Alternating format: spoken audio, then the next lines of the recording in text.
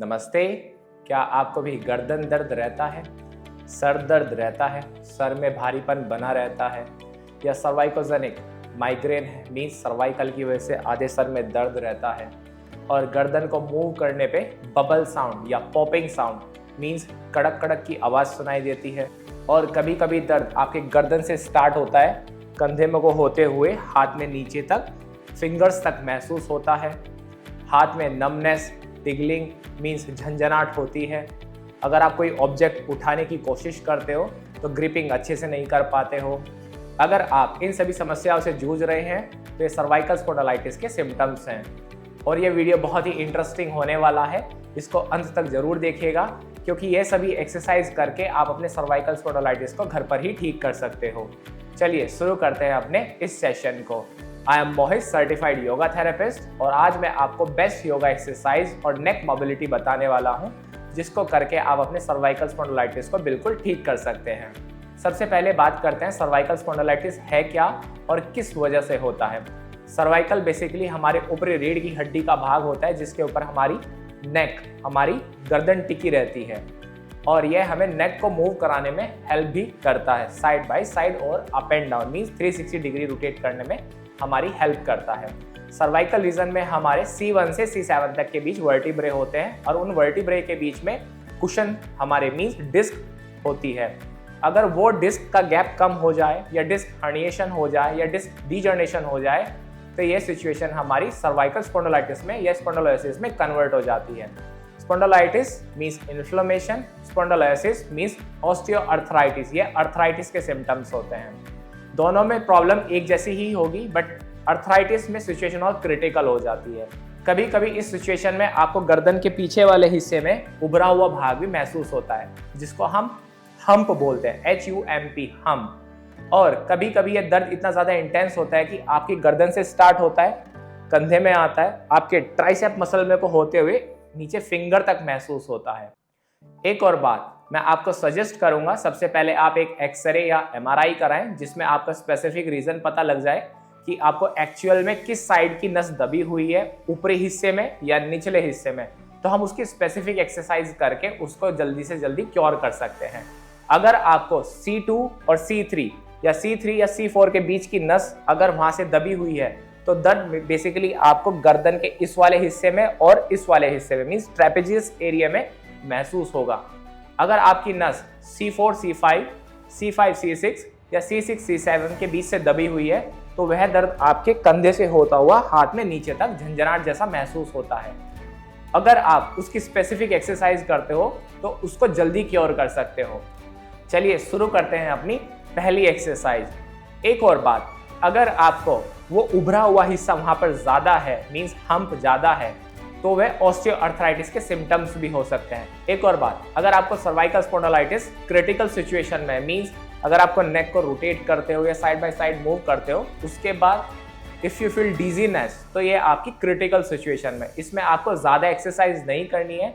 उसके लिए एक स्पेसिफिक एक्सरसाइज है, वो मैं आपको वीडियो के एंड में ज़रूर बताऊंगा। जिन लोगों को अभी सर्वाइकल स्टार्ट हुआ है या वो डेस्क जॉब कर रहे हैं या लॉन्ग ड्राइव कर रहे हैं या फिर खराब पोस्चर में सो जाते हैं जैसे कि पेट के बल सो जाना या डेस्क जॉब करना, डेस्क के ऊपर राउंडेड शोल्डर करके लैपटॉप के ऊपर वर्क करना, या फिर मेरी माताओं और बहनों को जो गृहिणी हैं जो घर का काम करती हैं वो अपने स्लैब के ऊपर मीन्स किचन में खड़े होकर स्लैब के ऊपर ऐसे झुककर काम करती रहती हैं, उनको भी मोस्टली सर्वाइकल स्पॉन्डिलाइटिस के केस देखने को मिलते हैं।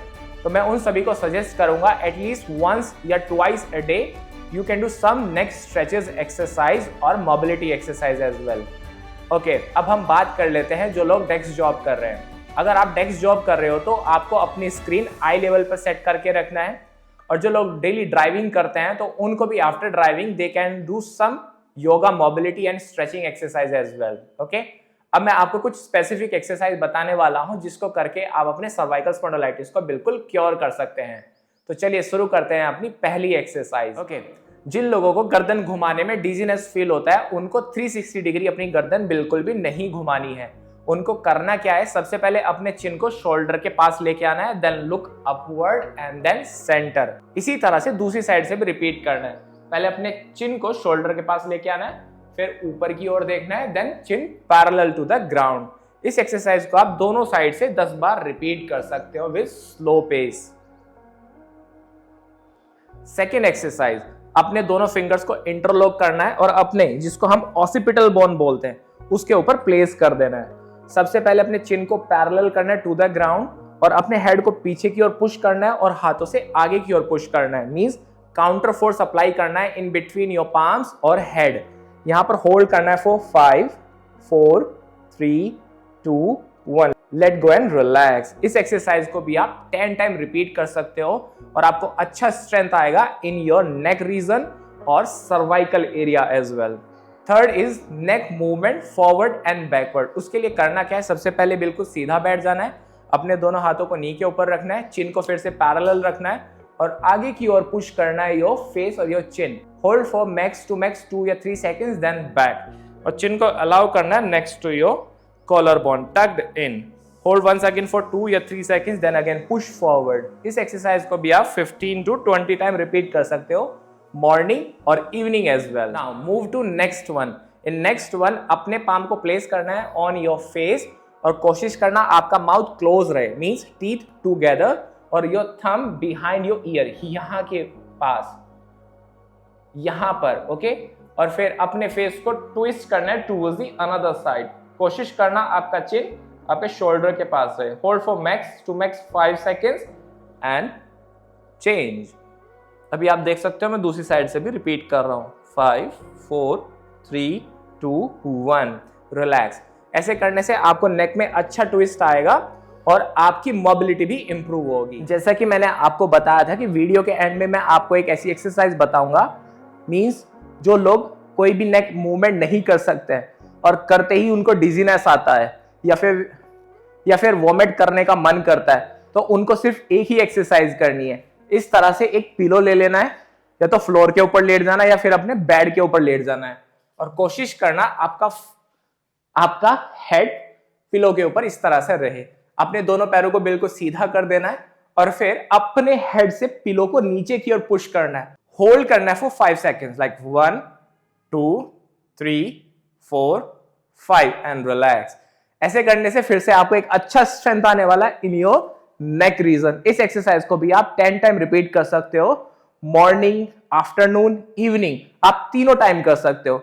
डेफिनेटली आपका सर्वाइकल स्पॉन्डिलोलिटिस या स्पॉन्डिलोसिस क्योर होना स्टार्ट हो जाएगा और नेक्स्ट 8 to 10 डेज में आपको बहुत ज्यादा रिलीफ मिलने वाला है। अगर आपको यह वीडियो पसंद आया हो तो आप अपने उन दोस्तों या फैमिली मेंबर्स के साथ शेयर कर सकते हो जो सफर कर रहे हैं सर्वाइकल स्पॉन्डिलोलिटिस या स्पॉन्डिलोसिस से। और प्लीज चैनल को सब्सक्राइब करना ना भूलें। Thank you everyone.